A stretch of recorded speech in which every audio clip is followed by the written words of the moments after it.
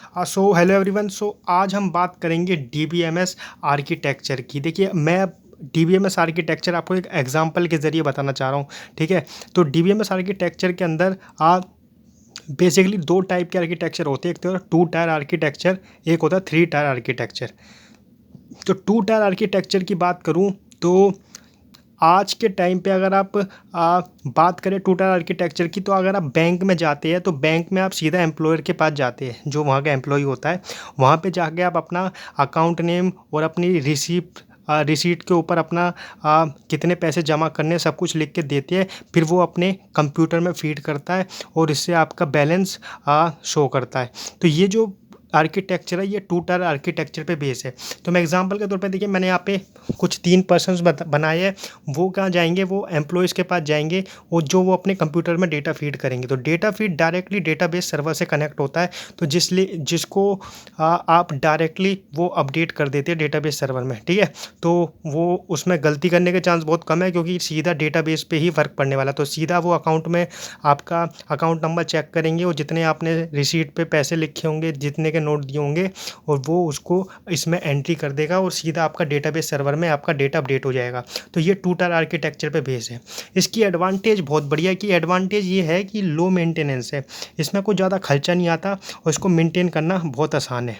ठीक है, अब इसकी एडवांटेज होने के साथ साथ डिसएडवांटेज है सिक्योरिटी पर्पस के लिए। देखिए, वो जो क्लाइंट मशीन है उसमें सिर्फ वो जो एम्प्लॉयज़ है वही काम कर सकता है। अगर कोई यूज़र अपना डेटा अपडेट कर देता है तो इससे सीधा सीधा डेटाबेस सर्वर में फ़र्क आ सकता है और हैकिंग के ज़रिए आपके अकाउंट में से पैसे जा सकते हैं। तो ये जो टू टायर आर्किटेक्चर है पहले यूज़ होता था, जो कि सिक्योरिटी पर्पस से बहुत ही ज़्यादा डिसएडवांटेज है। ठीक है, client can change data directly to server, यहाँ पे मैंने लिखा भी है।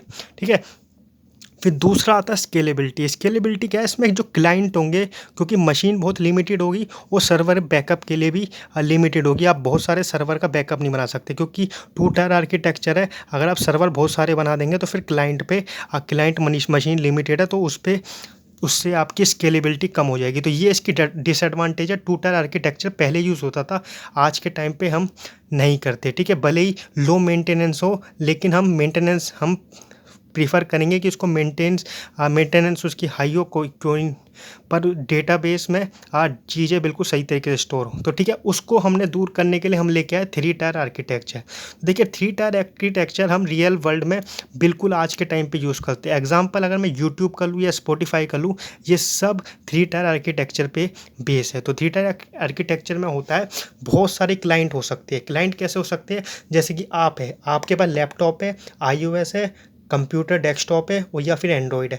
आप चारों डिवाइस से आपको सिर्फ एक यूज़र इंटरफेस दे दिया जाता है। बस आपको वहाँ पे नेम इन्फॉर्मेशन पूछ ली जाएगी, नेम, अकाउंट नंबर, और आप डायरेक्टली उसमें इन्फॉर्मेशन डाल सकते हो। और उससे क्या होगा, उसके बीच में एक बिजनेस लेयर आ जाएगी। जबकि टू टायर आर्किटेक्चर में सिर्फ क्लाइंट और डेटा सर्वर था, यहाँ पे एक लेयर आ गई है, बिजनेस लेयर। तो ये जो लेयर होगी ये मेंटेन करेगी कि डेटाबेस में डेटा सर्वर में ये चीज़ जाने लायक है कि नहीं। तो यहाँ पे थ्री टायर आर्किटेक्चर में एक आपकी सिक्योरिटी पर्पस के लिए बहुत अच्छा है, क्योंकि यहाँ पे यूज़र डायरेक्टली डेटाबेस से जो कनेक्ट नहीं है, तो इसलिए हैकिंग से बच सकते हो आप। सिक्योरिटी पर्पस के लिए आप बहुत ही ज़्यादा इंपॉर्टेंट है। तो यहाँ पे बिजनेस लेयर आपका बीच में आपका एक कनेक्शन बन जाएगी यूज़र और डेटाबेस सर्वर के बीच क्या। तो ठीक है, तो इसमें 3 लेयर होती है, क्लाइंट लेयर, बिजनेस लेयर और डेटा लेयर। तो 3 टाइप की लेयर है, इसलिए इसे बोलते हैं थ्री टायर आर्किटेक्चर। तो इसकी एडवांटेज की बात की जाए तो सिक्योरिटी पर्पस के लिए मैंने बता दिया बहुत अच्छा है, क्योंकि यहाँ पे यूज़र इंटरेक्ट विद यूआई से करेगा, यानी कि यूज़र इंटरफेस से यूज़र इंटरेक्ट करेगा। यूज़र इंटरफेस मतलब कि वो किसी एप्लीकेशन या वेबसाइट से ही इंटरेक्ट करेगा, डायरेक्टली सर्वर से, यहाँ पे डेटा सर्वर से इंटरेक्ट नहीं हो पाएगा उसका। ठीक है, सेकंड आता है स्केलेबिलिटी। इसके अंदर हमारे को देख सकते हो कि आप लैपटॉप पे iOS है, डेस्कटॉप पे एंड्रॉयड है, तो बहुत सारे क्लाइंट्स हो सकते हैं। ठीक है, तो अगर बहुत सारे क्लाइंट्स हो सकते हैं तो यहाँ पे सर्वर भी बहुत सारे हो सकते हैं और वो अलग अलग लोकेशन पे हो सकते हैं। ठीक है, कि बेंगलोर में एक सर्वर है, एक सर्वर आपका मुंबई में, तो इससे क्या होगा, क्लाइंट और सर्वर लिमिटेड नहीं हुए, तो इससे स्केलेबिलिटी बढ़ जाएगी। तो ये इसकी एडवांटेज है। बस इसकी एक ही डिसएडवांटेज है कि ये मेंटेनेंस हाई है, पर लेकिन आज के टाइम पे हम मेंटेनेंस को प्रीफर ना करके सिक्योरिटी और स्केलेबिलिटी पे ध्यान देते हैं। तो जब भी आप देखिए स्पॉटिफाई में आप अगर कोई गाना सुनते हैं तो ना तो वो आपने अपलोड किया, ना आप उसमें डिलीट किया, पर आप डायरेक्टली उसको सुन पा रहे हैं, क्योंकि सिर्फ आपको एक इंटरफेस प्रोवाइड कर दिया गया है और उसकी एप्लीकेशन को आप यूज़ कर सकते हो। ठीक है, तो यूट्यूब और स्पॉटिफाई इसका रियल वर्ल्ड का एग्जांपल है।